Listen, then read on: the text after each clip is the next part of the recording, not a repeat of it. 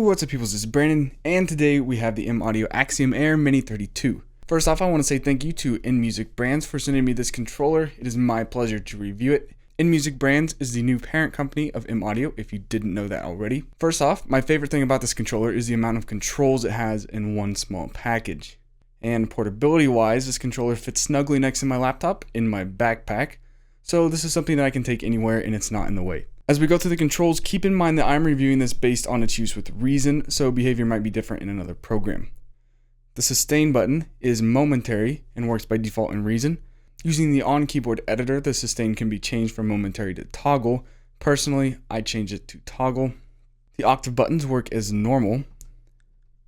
Instead of using performance wheels, as you can tell, pitch bend and mod is controlled with buttons. These work fine with Reason by default, but I do not like the setup. By default, the minimum, the maximum is pretty slow. This can be changed using edit mode, but I'm not a fan of these buttons anyways, so I didn't even bother to change that. If you want to change that, look up pitch bend and modulation rate in the user guide.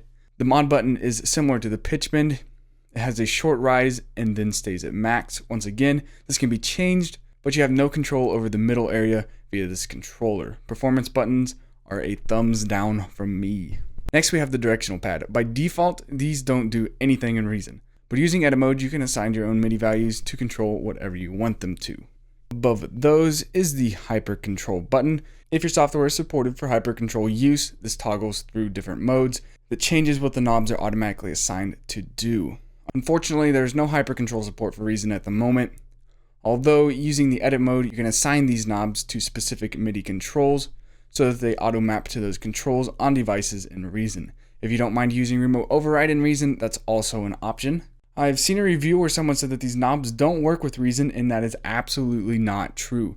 I've been using this controller to control footage of devices in Reason every week for use in Recap for about a month now. By default, the transport controls are mapped to the transport controls in Reason, so once again, that's something that you'll either need to set up remote overrides for or make the necessary changes in edit mode. The record button is momentary, so it works as punch record. Unfortunately, this button's behavior can't be changed so that it toggles recording.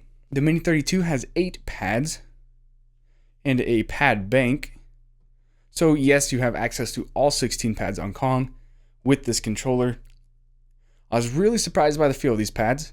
They're very sensitive, so it's easy to play at a low velocity, and they are very bouncy. If you're a fan of the pads that come on the previous version of the Axiom series, these might actually be a little too bouncy for you.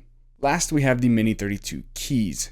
They have a little bit of resistance and they don't feel really cheap.